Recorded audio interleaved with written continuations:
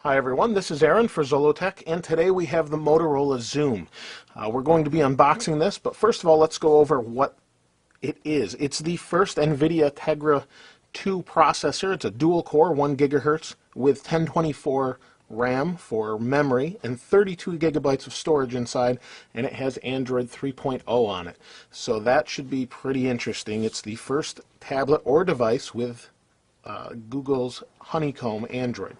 So let's take a look at the outside. So this came without any wrapper on it, and I don't know if that's something, I don't believe it's been opened, but that's how it came. So let's look at the side here, nothing here.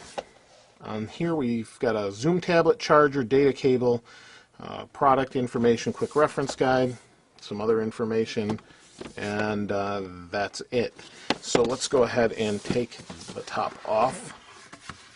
Nice packaging, kind of Apple-like packaging. Here's the tablet itself, and it actually feels pretty heavy and substantial. Feels built solid. The first initial impressions, it feels built like an iPad. It's really nice and solid, and I guess it's a 10-inch screen as well. So here's the device. Let's look at what's in the box, and we'll go back to that. So here we have a charge cable. And strangely enough, it's not USB. It's one of those old style cables. I thought we'd done away with those, but maybe they just needed more power than the USB can handle. Kind of like the iPad has a larger plug. I'm not sure. And the Galaxy Tab also has a proprietary plug, so that's kind of weird. So here's the master your device, important consumer information, information about your radio frequencies, and it's 4G LTE upgradable, which is really neat. And product safety and warranty info. Here we have your standard Motorola, let's see, micro USB. You can see right there.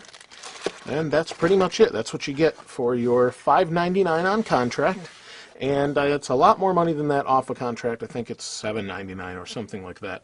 But that doesn't mean it's not worth it. I've never used this, so we'll have to look into that. So first of all, like I said, it's got dual 1 gigahertz processors. Has 1024 RAM. Comes with 32 gigabytes internal storage. So let's take a look at the outside. The resolution of the display is 1280 by 800 pixels. I don't know why I was thinking that. So 1280 by 800 pixels. And let's take a look at the outside. So here's the screen. We've got a 2 megapixel webcam. Let's see if we can take this off. And sorry for the reflectiveness. That's a pretty reflective surface. So 2 megapixel front-facing webcam. On the top we have a 3.5 millimeter headphone jack. And we got a little compartment here, which probably is the memory. Or actually, it has a fake SIM card that says 4G on it. So that's pretty interesting. And yeah, inside here we have a micro SD slot that has another piece of plastic in it to take the place of an SD card. So if you have an SD card and want to expand that 32 gigs of RAM, you can do that. So that's a nice advantage over, I guess, an iPad right away. So on the side we have volume, what looks to be volume buttons. I'm going to take this plastic off in a moment. On the bottom, 2 screws. We have a micro USB port. I don't know if this is a dock or a video out. I actually haven't looked into that yet. And it looks like we've got a charge connector, so maybe dock or something like that. But I'll look in that for the review. And if you know what it is, just feel free to let me know. I haven't looked at any other unboxings of this. And then we have our charge port here. Looks like we got a microphone right there too. There's a little tiny hole. And on this side we don't have anything. So let's see if we can pull this off and take a look at the back, where we have our 5 megapixel camera, LCD or dual LCD. Looks like stereo speakers, and your power button and lock button. It has a little lock on it. So let's go ahead and, okay, well, they really want to protect this, which is nice. It's a nice tablet and quite an investment, but leaving some residue here as I pull this. Oh, that stinks, but, oh, okay, that just wipes right off. I was afraid that was going to stay right on there, and that would be no good at all. This comes off a lot harder than you'd think. There we are. So we've got this white powder on it that can wipe off. Metal. It says, with Google, Verizon. let's go ahead and power it on for the first time. Let's hold this button here.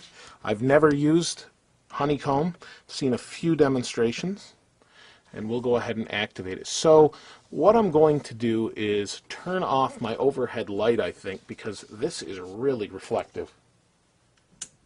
There we go. We got the overhead light off, and that should help out as far as you seeing the screen quite a bit, and you can see the camera and the reflection there.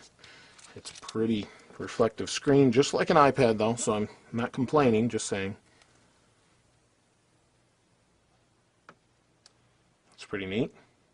Alright, it says welcome. Let's bring it in here a little bit. Welcome. There's a little Android. Start. Okay. Activating on Verizon Wireless. We'll see what kind of... Now, I'm in a basement when I film this, or actually kind of a split level. So, should be interesting to see what kind of connectivity we get here.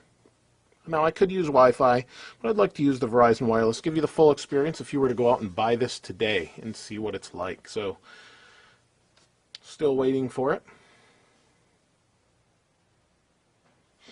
And size-wise, if you're interested, I actually have my iPad in its case next to here. I read my notes off of that. Here is the iPad, just to give you in its case, but just to give you an idea, basically it's the same size almost. I mean, it's a little bit narrower here, or narrower here. You can't see that, so, but kind of the same size. Just to give you a quick idea. Move that out of the way here. All right. We'll hit next to continue with setup. Touchscreen is nice and responsive.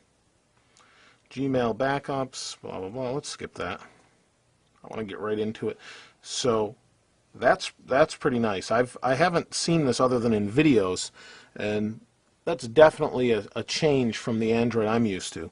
So let's go ahead and go to the browser right away. And we'll go to Zollotech.com. Wow, this is kind of neat. Zollotech, never turned this on before. We'll go to, whoops, that's not what I wanted. What's going on here? So, there we go. Nice and responsive, really quick. That I can appreciate, that's for sure. Let's see, it's loading, got a nice little status bar going across. I'm going to have to do an overview of Honeycomb. It looks like, but just want to kind of do a first turn on this. I'm blown away by how nice this is. Honestly, when I think of an Android tablet, honestly, that's the real good use case for it. It may sound odd. I prefer an iPhone for my phone. I just find myself going back to it, but this looks really nice. I don't know. I mean, nice and responsive. And obviously, Honeycomb, for those of you who don't know, was designed for tablets. So this is just as smooth as an iPad. Let's check rotation here. Oh, nice quick rotation. Let's zoom out here a little bit so you can see it a little bit better. Zoom out, bring that in, let's turn it back, and we're back. Yeah, I like this a lot right off the bat. I can tell you here we've got, you know, honestly, I really don't know a whole lot about Honeycomb on tablet. I haven't used it, so let's go to the apps up here. Yeah, this is a whole leap above what Android is currently as far as on a tablet with the Galaxy Tab. I think this is much nicer, just the way it looks already. So I'm gonna get into this, really learn some Honeycomb Android, as it's definitely a little bit different than I'm used to, and go from there. So there's what's already open. Bring it back up. It's awesome. This is nice. So this will be neat to see what we compare it to when we've got the next iPad, because the one thing that Apple was, or I'm sorry, not Apple, but Android was really lacking is polish, and this seems much more polished. So if there's anything you guys want to see specifically that I can go over later, please let me know, and I'll cover that, just because, like I said, I'm not as familiar with Honeycomb. This is the first time I've ever used it. You're seeing me use it for the first time, so that's pretty much it. Here's 3G, just to give you an idea. It looks like we've got full bars. I do have a 4G air card. I'm not sure if the SIM card will work from that, and we'll give that a try. Although I don't have 4G around me. I have to travel a little bit for that. So let's hit this button here. Some nice quick notifications. Tap off of it. Wow, this thing is fast. So, really cool. I'm going to get into this, use it for a while, and go from there. This is Aaron. Thanks for watching. If you haven't already, please subscribe. I'll see you next time.